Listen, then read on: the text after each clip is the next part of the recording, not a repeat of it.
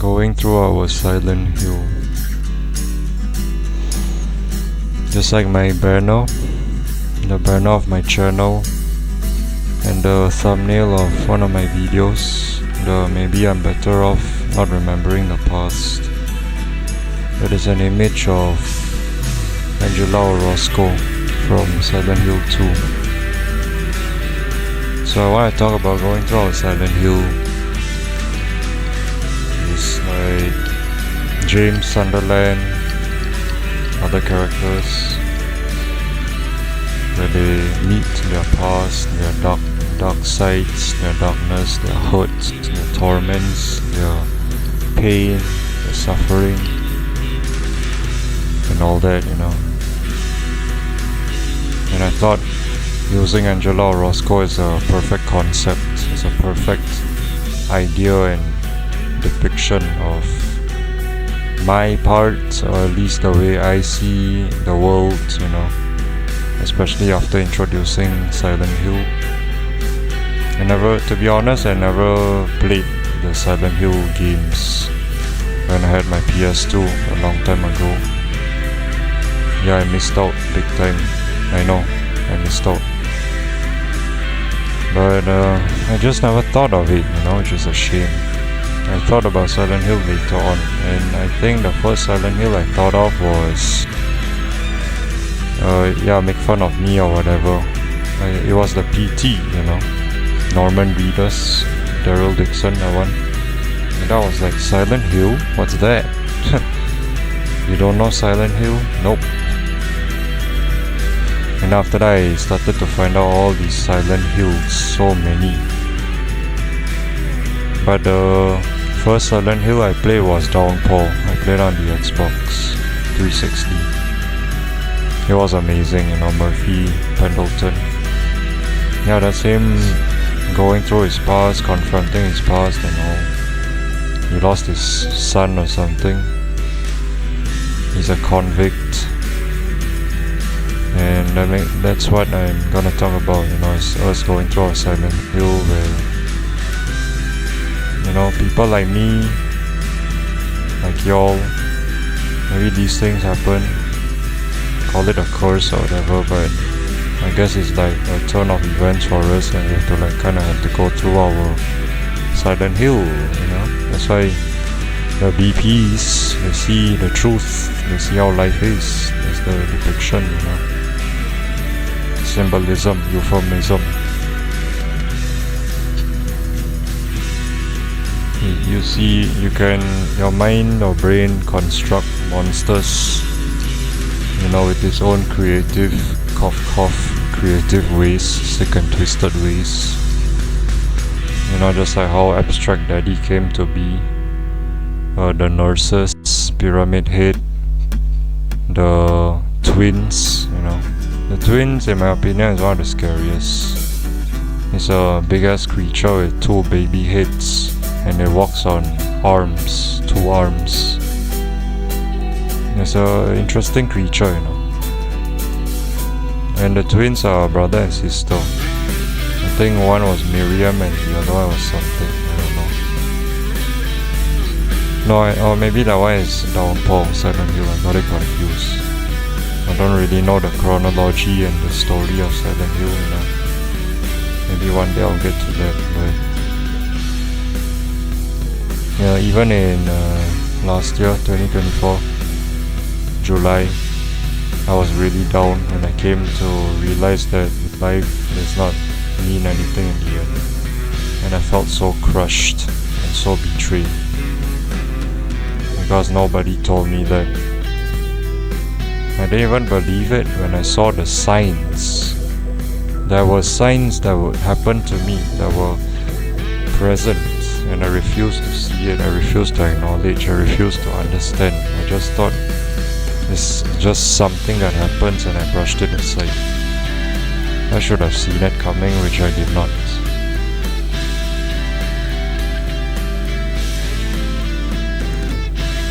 So, and obviously I listened to a lot of Silent Hill songs, the sad ones, Silent Hill 2. Silent Hill 2 has some great soundtracks, it's probably the Silent Hill that has the greatest soundtracks. And a lot of people talk about Silent Hill 2 anyways. And speaking of that, Silent Hill F is coming out 10 October. October 10th, so stay tuned, you know. I might get into it. Obviously waiting for a discount first. I listen to a lot of sad music from Silent Hill 2. I listen to the Now Moon, you know, Now Moon, True, Forest, especially Forest, you know. Listen to, oh my gosh, Theme of Laura, Reprise. I also listen to the opening, you know, the opening scene of Silent Hill 2. How did you know about that? Aren't you Maria? So it really touched my soul, it really touched my heart, you know. I guess it was like an epiphany for me, however you pronounce it. A moment where I had to kind of go through my Silent Hill phase. Because I've come to find out the truth about life, the fact that it doesn't matter in the end, then there's no need to fight tooth and nail, there's no need to claw and crawl and dig through the mud, you know, the dirt to get ahead. Because it's happenstance, it's circumstantial, it happens to you. It just happens. And then, yeah, you gotta adapt, you know, you gotta adjust to it, like, not always.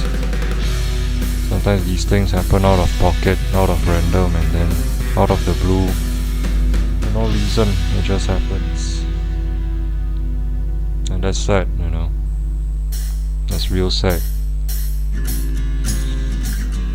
But I went through my quote-unquote Silent Hill phase last year in July. Really down, really depressed, almost paralyzed. Couldn't move because I was really depressed, really sad. And it also leaked into August. Yeah, a little bit of August where I still felt the aftermath of realizing the truth, of coming to a consensus, you know, making peace, having a truce with the facts of life, you know, which is not an insult, it's just a fact of life. LA night.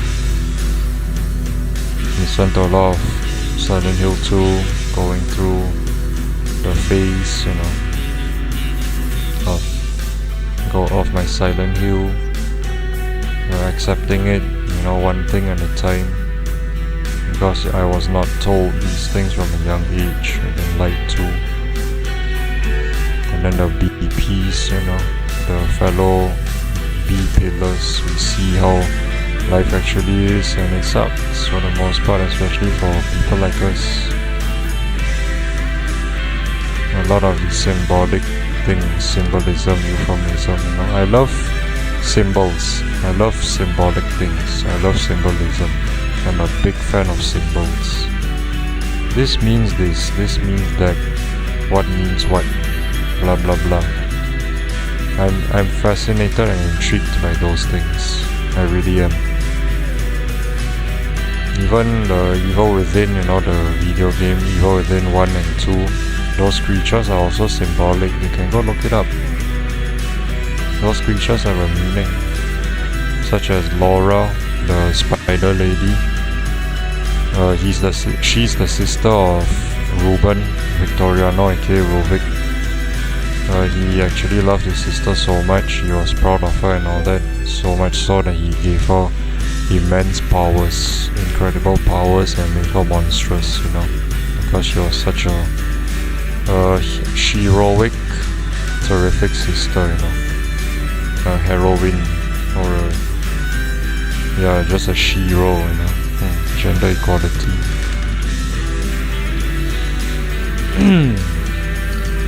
Things like that, you know. Have you gone through your Silent Hill phase? Maybe you can let me know in the comments, or if you want to keep it private, that's fine. And then sometimes you look at other people and it's like they, not trying to generalize or anything, but they most likely haven't gone through their Silent Hill phase. Or maybe they did, but they haven't learned from it, so maybe they need to go through it again. They need to go through it again and again, constantly, until they finally learn. It's just like punishing kids, or punishing people for doing wrong. You do something wrong, you get punished, like that. But you see, that's not it, right? A lot of people get away with it. Evil people conniving. That's why evil thrives. Maybe this whole planet needs to go through a Silent Hill phase. And I wanted to add something. It's also ironic, and this was last year in July. It was raining quite a bit, Silent Hill downpour. And then it also created a veil of mist. It was very misty when it was raining. And that was so perfect, That was literally Silent Hill kind of environment, Silent Hill-esque. I even took some pictures. Well, just a few, not that many. Because it was exactly like Silent Hill. And then the fact that I was listening to Silent Hill songs is fitting, It's perfect for the occasion. But yeah, you have to go through it, to meet your past, to meet the things that haunt you and traumatize you, and to make peace with it if you can, to reconcile, you have to reconcile, so that it won't haunt you anymore. Or maybe it might, maybe it's trying to tell you something. Other than that, you just try to make peace, try to go through the Silent Hill phase and understand and learn. That's what a lot of us B-pillars do, We see that life is meaningless, we become outcasted. Now those people need to go through their Silent Hill phase. Even if they've been through it before, then they clearly haven't learned, right? They still act like these normies and whatnot, trying to put others down and bash them and make fun of them, It's just like that guy, the guy that looks like Jimmy in Silent Hill 2 remake. Yeah, it's just like him. And see what they can draw from that experience and situation. They've gone through it themselves, and hopefully they learn. Hopefully. Kind of like Jimmy, so-called Jimmy from Silent Hill 2, the remake. They call him Jimmy because people say he looks like Jimmy, the Santa from GTA 5. But anyways, I said Jimmy is because he is put there to learn from his past, the things that's haunted him and all, because he got made fun of for being oversized.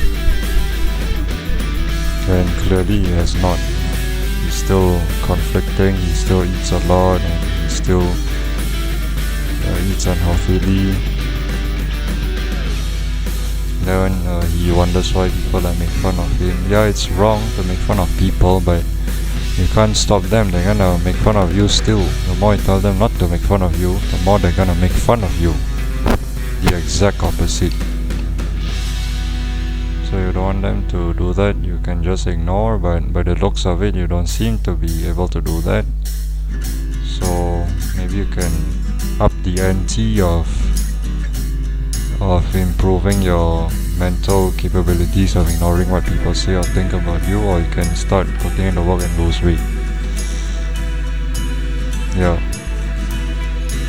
And then James Sunderland is definitely going through his Silent Hill, pretty much all the Silent Hill characters, the main characters. They see symbols from their past, things that haunt them, things that they didn't remember, and then when they saw right in front of their eyes, they start to remember.